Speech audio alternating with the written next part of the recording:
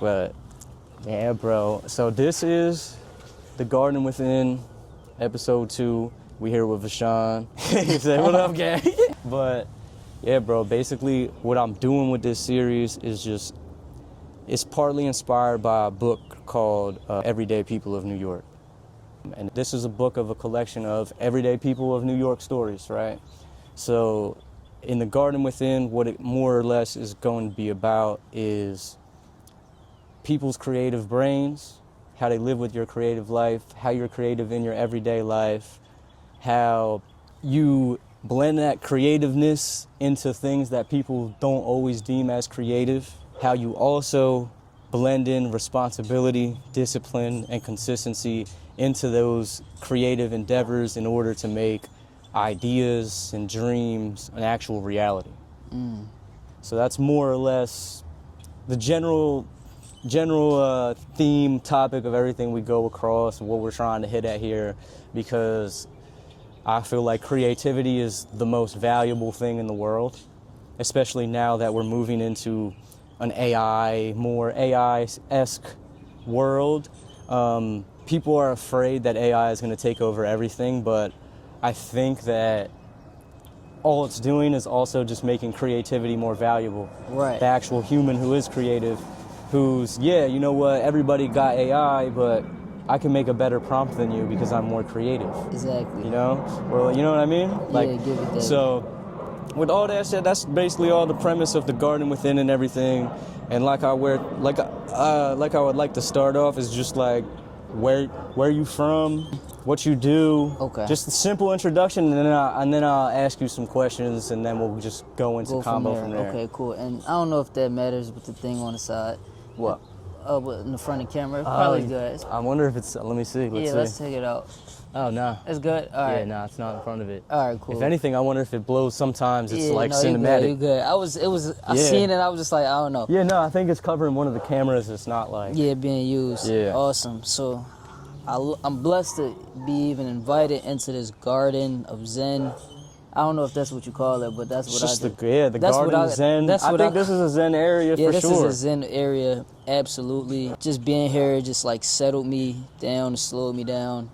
I know myself. You ask where I'm from, so I'm from West Philly. I'm 25 years old. You know, being in an environment like this today is really slowing me down and making me very aware of just everything, you know, thoughts, feelings, emotions. So I'm excited to be a part of this today and share my story, and hopefully it all aligns and connects with somebody today. And welcome to the garden, bro. Yes, welcome to the garden indeed, bro. So the first thing I'm curious of, which I really think is interesting with a lot of people, where people don't always think about when it comes to creativity, especially once you get older and you're, you know, out of your teenage years into adulthood with creativity, and a lot of people lose sight of what did you like to do before things got serious, before you had to pay a bill, right? Before you ever had to pay a bill, what did you like to do? What did you like to make? What did you like to listen to? What did you like to see? You know what I mean? Okay. So if you could think about it, think about something like, what did you like to do before life got serious? Okay, got you. I think with me, it was definitely some sort of like sport. I did almost every sport that you can think of, like just growing up. So from tennis to basketball, baseball, football, those were some of the main ones. Did I say soccer? And soccer? Yeah, soccer. So before football. Yeah, football. Yeah. So before things got serious, definitely like just involvement in the sport was big for me throughout my growing up years and even preteen years and stuff like that. So I would say like sports. What did I like to do? I think I was a regular type of kid, you know. Regular? What do you mean by regular? Like cartoons. I didn't have cable, so a lot of times, like 3, 6, and 10. Yeah, right. Yeah. So on those weekend days, I still remember weekends where I would just either go outside and play football across the street with some friends, or I probably had a football game or some sort of sport that we did, and then on the weekend, the rest of the weekend is watching cartoons. Or one thing I used to do, which is, you just What? sparked a memory. So growing up, I grew up in church. Both my parents are Christian. What type of Christian? I guess Baptist Okay. type of Christian. So like I More grew like up, community church. yeah, in a sense. yeah. Okay. So like I grew up in church, and growing up in church, I would be there for hours. A lot of my Sundays or sometimes weekdays, I would just be there for hours, right? So one thing that I had developed, I guess it was a skill or something I enjoyed to do, was writing stories. So like, I would just write like stories while I was in church and to keep me from sleeping. Yeah. Cause it would be like multiple services. So I'll be in there from the morning till sometimes like 4 or 5 o'clock. It's crazy how that creativity gets your adrenaline going. Yeah, And so it's like like it puts you in that mode to have you locked in because you were being creative. exactly. So I think that was probably something I really enjoyed. Do you remember any of those stories that you wrote? It's crazy. I wrote them, and there's like a notebook at my parents' house somewhere in this little library of books that we had that I feel like I might be able to find one of those stories. But it would be stories about what I kind of wanted to do or be, but I would write it in form of a character or a person. So at the time, I think I wanted to play basketball or be a basketball star. So I was writing it from the perspective of a kid, like a short kid, who, you know, against all odds. type of thing. So I would write He stories said like, he wouldn't make it. He made the team. Yeah, and then after that, he made the league. and that type of aspect. So I was Yeah. writing like stories of that nature and stuff like that. Just, you know, just dreaming or thinking of stuff when I was, you know, bored. And drawing, I think, was something I did. But I wasn't good at drawing. I was never Yeah, I an feel like I artist. sucked at drawing sucked too, at but I drawing. drawed a lot. I Like used I to drew just a lot draw of stuff. terrible drawings. Yes, I'm the same, Like- bro. I still can't draw. And I would like it. Like I feel like I could sketch all right.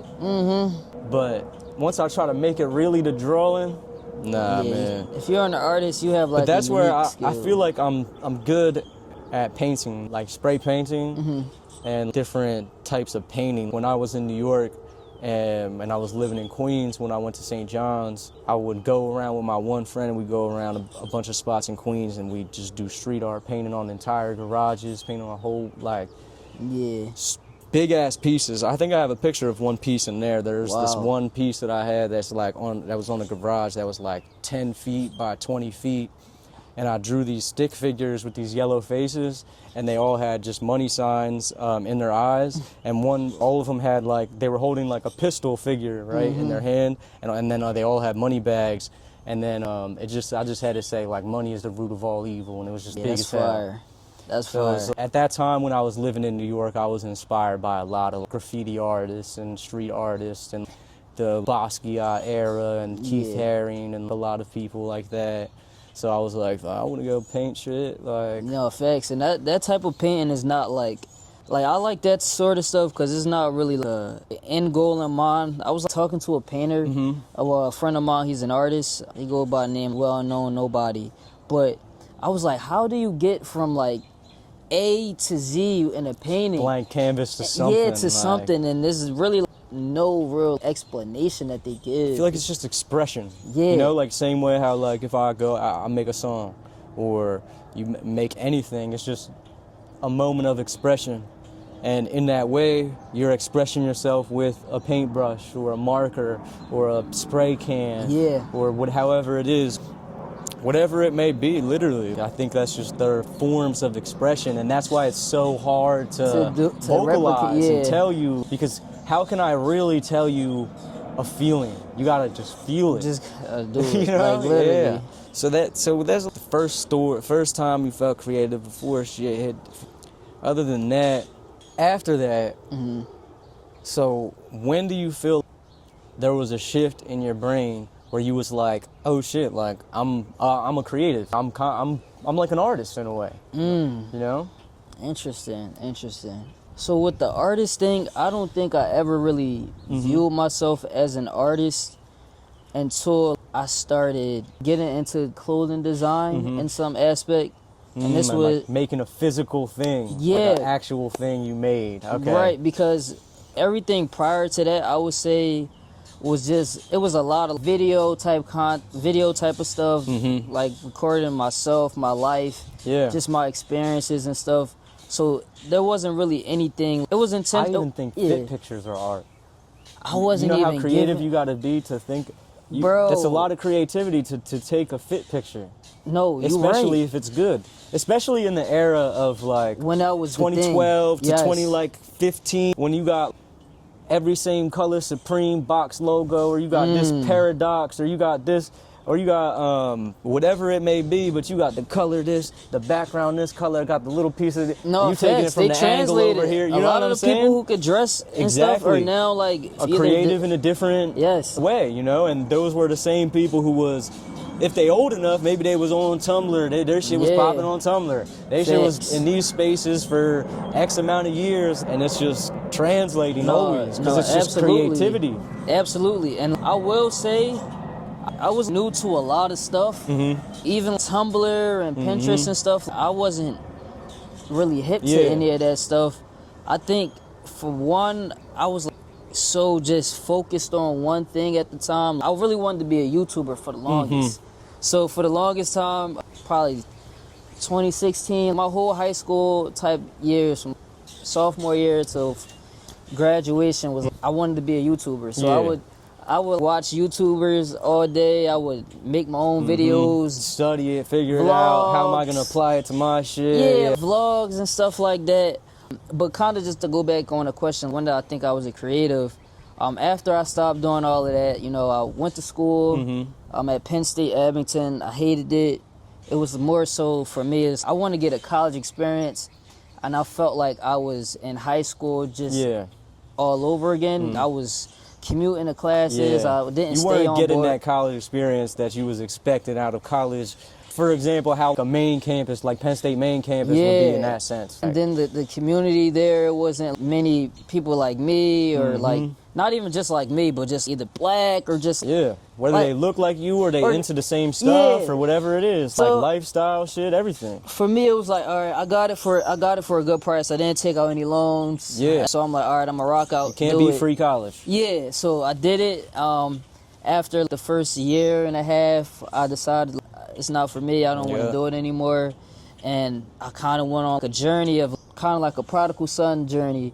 Okay. But we'll talk about that You later. left it Yeah. But essentially, around pre-COVID, right before COVID, and while I was So like starting to hit. 2020 time. Yeah, 2019, that's when I started exploring like fashion designers and stuff, and then seeing, hey, I kind of like want to draw some inspo, and a lot of my inspo came from movies.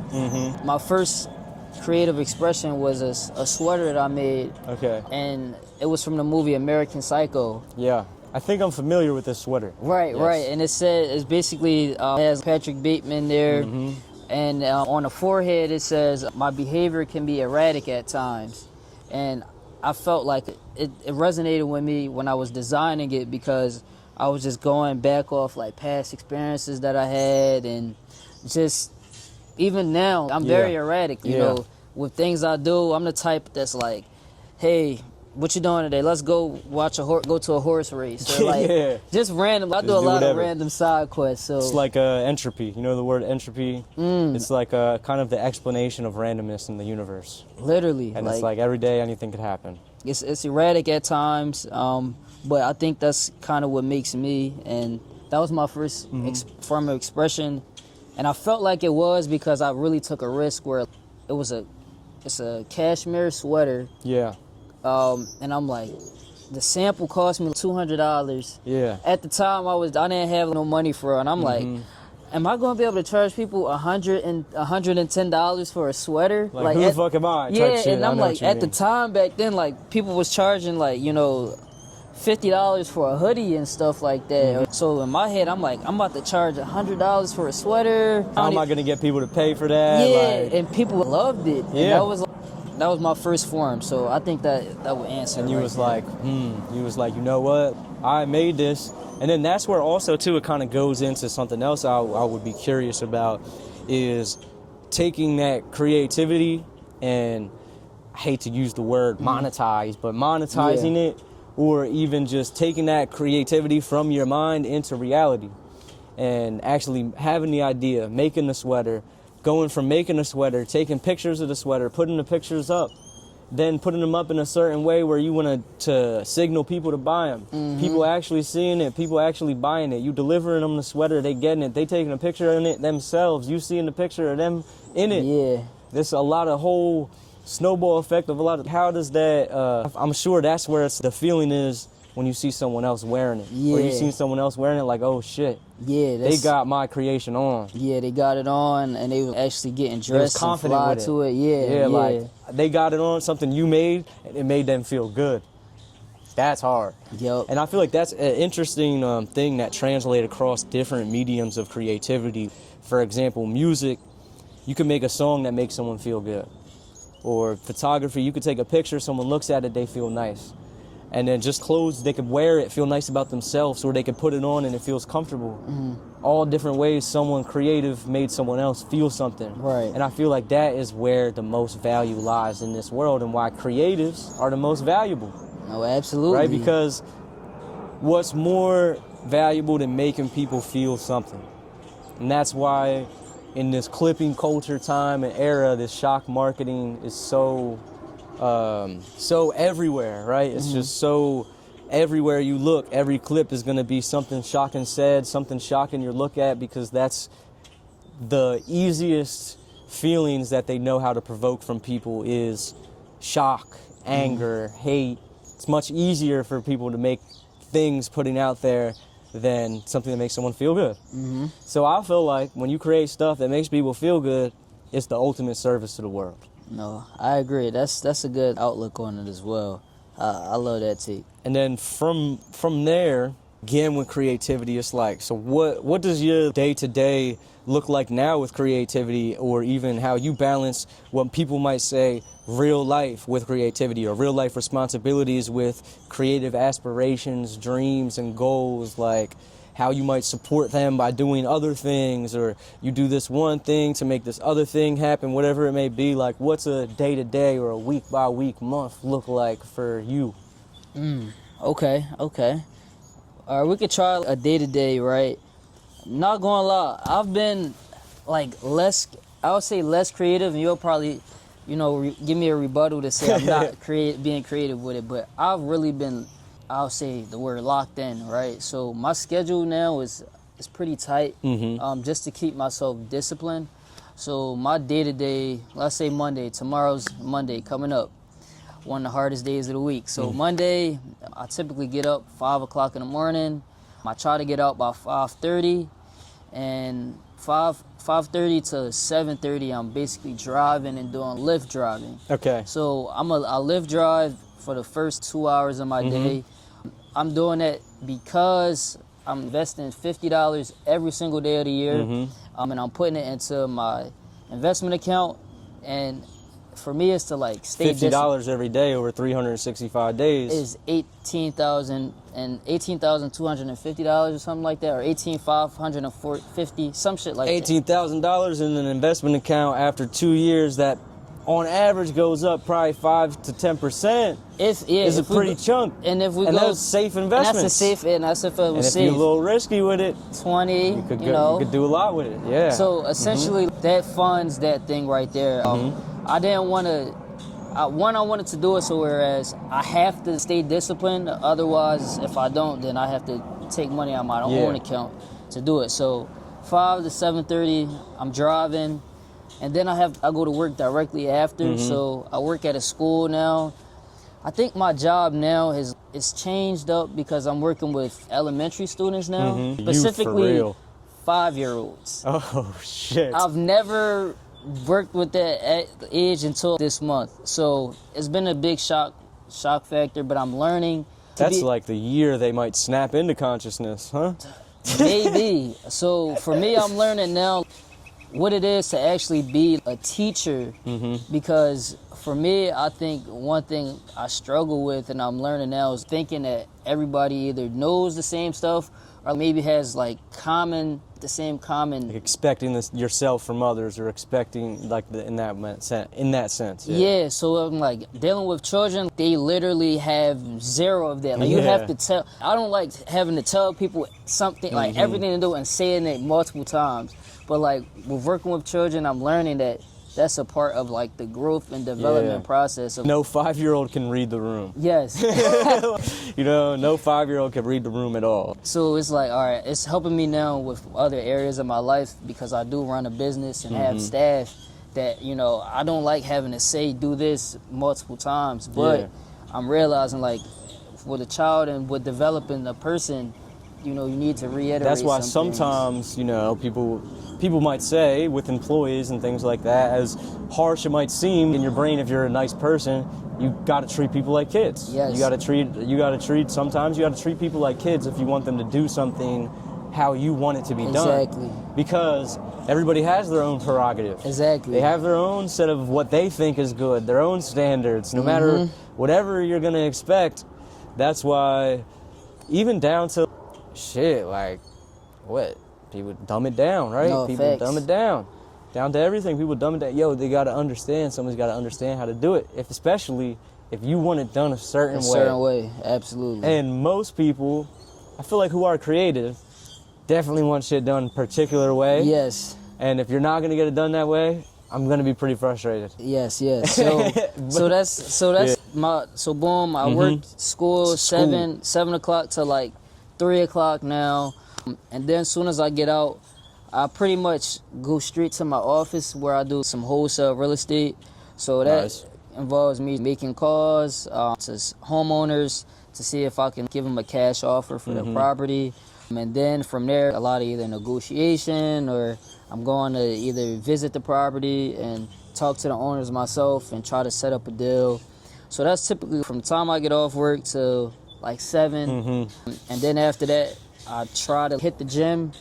So I'm usually there for like another hour, 2 hours. Again, I'm doing this stuff to really just keep myself disciplined right now. It's not really like something that I have to do. Yeah, but it makes you feel better, right? Yeah. Like, I think with that, it's kind of like the list thing, right? You got 7 things you got to do. You do all 7 of those things, you feel good as fuck. Right.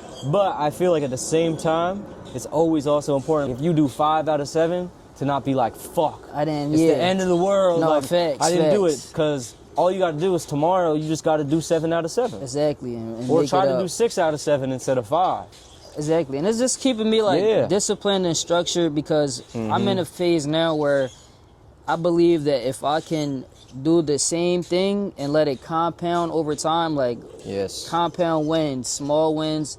If I can compound each of my wins and my, you know, the structure that I have over time, that it will lead to some long-term success. So typically that's my days now. I get out the gym by 9 or 10, and then that's the time I can talk to people, maybe watch some TV or something. Decompress time. Yeah, like in that aspect. Or way. I try to get a little something in that I was supposed to do earlier that I didn't do. But that's pretty much my day-to-day now. Structure, discipline, take care of what you got to take care of. Make your daily input of you know what you got to do realistically too. I'm sure you've thought about it too, and whatever it may be. How else could I get $50 a day to invest? No, absolutely. So know? actually now, so it's been like almost the first 90 days since I've been, you know, following that structure. And now I'm looking at it like, all right, bet. I know other stuff I can do now. Yeah. So I'm starting to implement it with trading and stuff. So that's something I've been doing. I do that. I like my job. I'm not gonna lie my job, because I can be on my computer and stuff and do stuff. I don't need my job, but I think it's also important for anybody that's not working or has a business to have some sort of job or income, because when you want to get money from a bank, from anybody, they want to know that you have some sort of, you know, reliable income. And then also it's just structure based, you know.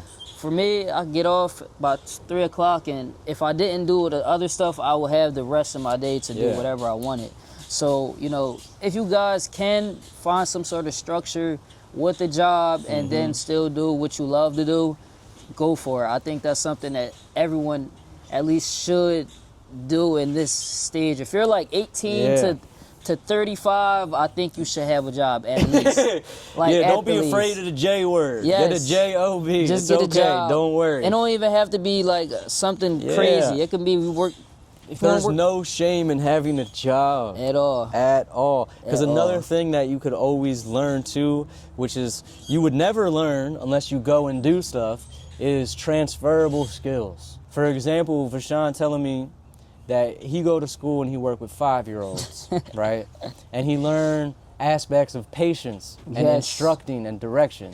So he can transfer those skills of patience, instruction, and direction into his business with people who work for him Absolutely. and apply that there. But he wouldn't have those transferable skills if he didn't have his J-O-B. Literally. If I didn't have a job, bro, I wouldn't understand like why people act the way they act and do certain things. Because I see people like even in structures and systems that they worked for years, and I'm like, oh, people really still think like this, or they have this outlook on life because of where they at. So I'm learning a lot from it. I like it, and that's the structure. Yeah, I think that's now. what's very important too, is that, like I said, the transferable skill aspect. Like, think about everything you've done in life, even like what you were saying, you wanted to be a YouTuber, right? Yeah. So if you want to be a YouTuber, you kind of figure out stuff with cameras. Yeah. So since you figured out stuff with cameras, how much shit have you applied figuring out stuff with cameras still? So much. Like even video editing, that was like the biggest part. I took a video editing class in high school, and that like really led to the whole stay in school.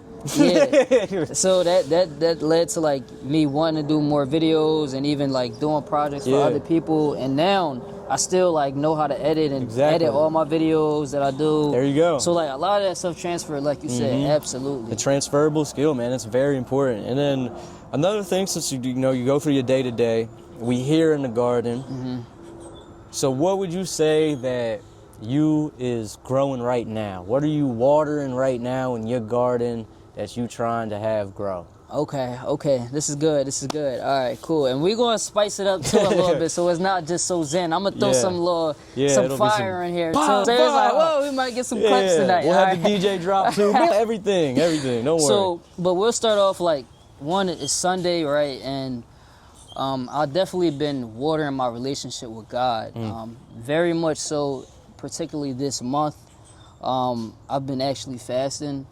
This is, I think, my 28th day fasting. Interesting how Ramadan and Lent and all these different things. So I believe in Jesus, right? I believe in Jesus. Yeah. I love Jesus. I love God, But I also do like support, some of my like Islamic brothers and sisters as well. And they actually kind of help with, me deciding to fast during that time because, seeing other people are doing it as well. It kind of like gave me some support. Yeah. And I wanted to get my relationship with God better.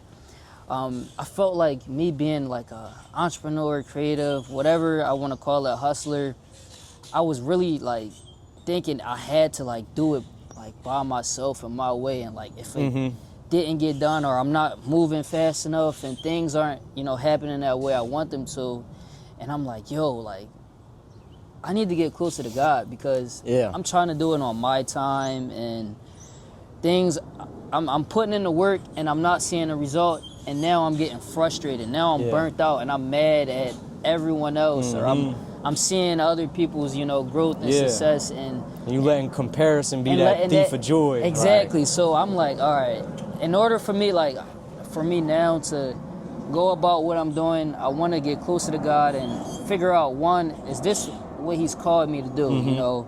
Whether it be real estate or a hair salon or whatever. Like, all my decisions prior to this have been like stuff that I know I like to do, and I know that it can make some money and that it can have a positive impact on people, but I didn't like go to God first about it. Yeah. So now it's like, all right, I'm going to God first about decision making, even like relationships, like people who I want in my life, whether it be business or like romantically and stuff.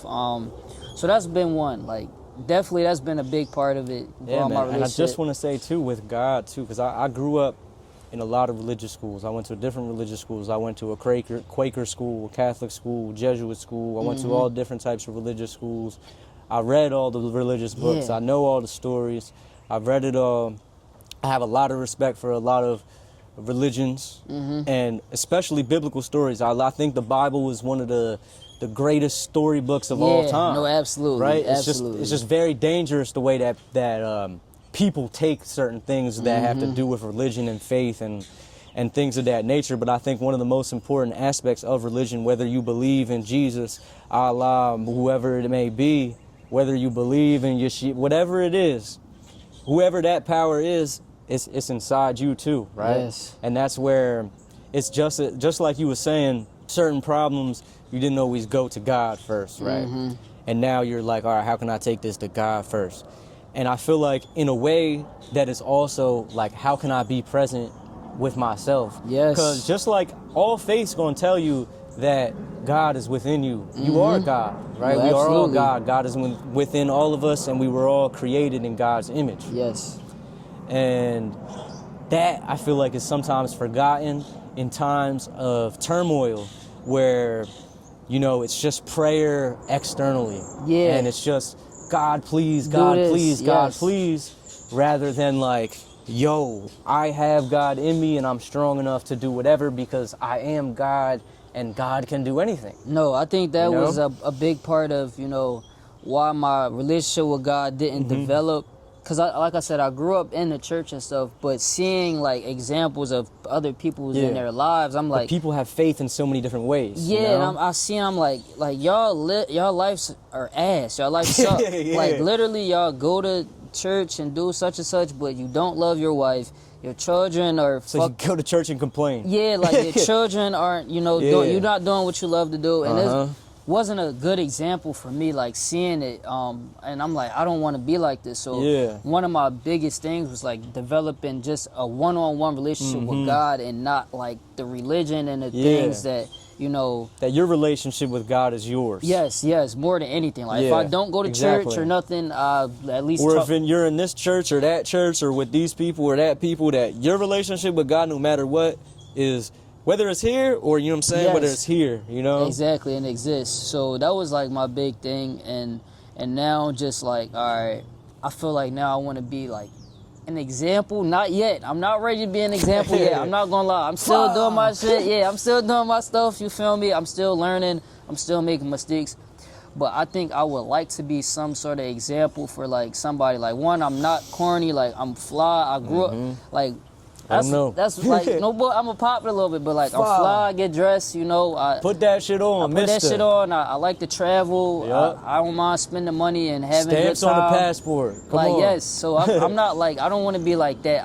The ideal what somebody looks at and say, oh, this is a Christian. Like, no, I still want to like be able to live, but also show like, hey, you know, a lot of this stuff is allotted to me because I trust in God, and you know, I still do mess up and stuff like everybody else. I still go and have drinks every now and then. Not gonna lie, I've been sober for like probably like 30, 40 days almost since I fasted and all. Since your last drink? Yeah, and like, since my last drink. But really now I'm looking at it like, if I drink again, I'm gonna be like, I don't even, like, just the smell of it right now is gonna fuck spirits, me. Yeah, it's gonna fuck me up now. They call it spirits, man. But I'm not opposed to it. It's just like, I still make mistakes and still do stuff, but I would like to be an example for like somebody who, you know, wants to get closer to God. It's just like, hey, you don't gotta go to church. You can literally watch YouTube or just get close however you want. But that's what I've been watering. Or even just be present with yourself. Exactly. Because it's all in you, the universe, God, whoever it is, whatever the higher power that you believe in, it's inside of you. And every time you feel like you need to look for something else for a power, look within. Look within. No, absolutely. Because this is the garden within. Yes. You gotta water it every day. Yes.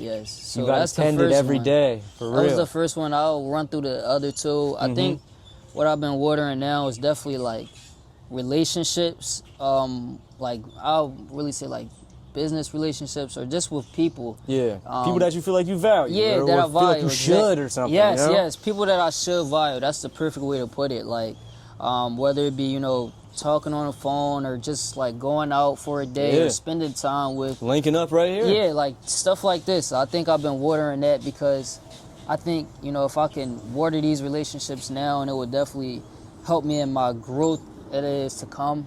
I see myself being a multi-millionaire. Mm-hmm. So I think everyone now that I'm putting in my life and that's here, I want them to be, with me while I'm on that Yeah, path. like the common thing of, in a way, you're who you surround yourself with. So if you have the opportunity and you know the standard of yourself, you want to help everybody else have that similar standard if they don't already have it. Yeah.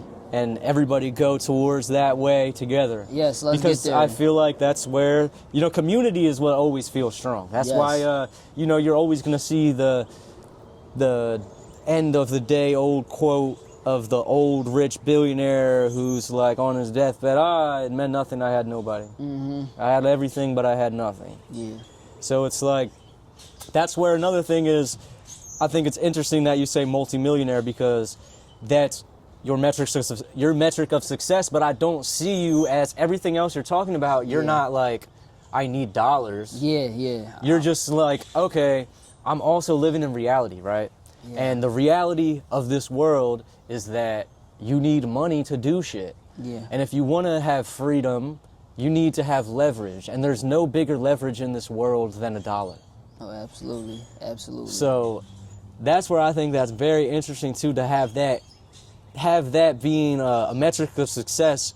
But this entire conversation, we really haven't been talking about money except for talking about a daily input, which really wasn't about money. That was about discipline. Yeah, literally. That's all it's about. And it also to show people like, hey, like, if I can do it, you can find some sort of way you can have to, something you can do every day. Right, and it don't have to be the same amount. It can even be like $10 or $20 or whatever you might be able to do. But at least stick to something and let you be able to see the results at the end of the year. And if it's not even money, you could do the workout for an hour every day. Not even in the gym, in wherever you have 10 minutes, 20 minutes. 6x6 area, you could do some push-ups every single day. Do 10 push-ups every day for 365 days. You could probably do 10 push-ups way easier by the end of those 365 days. Facts. And it's just like you said, little by little. And in Spanish, it's the same thing. It's poco a poco hacen todo. It's like little by little, you can do everything. Little by little, you can do everything, bro. I like that. And so it was your relationship with God, relationship with people. Yeah. And I think that's really been all. That's what you want. That's where your focus is right now. Yeah, definitely been watering that the most. That's good, bro. That's good, bro. And business, of course, Yeah. bro. You know what I'm saying? Because the finances is important. Yes. Real shit. But, bro, I think that does it for this. I think that does it for this, bro. Make sure y'all all water your garden every day, whatever it may be. You know what I'm saying? The garden is always growing, no matter what. It's Soytony. It's Vashon. You already know what it is, man. Peace. Peace. Pollo. Poco a poco hacen todo.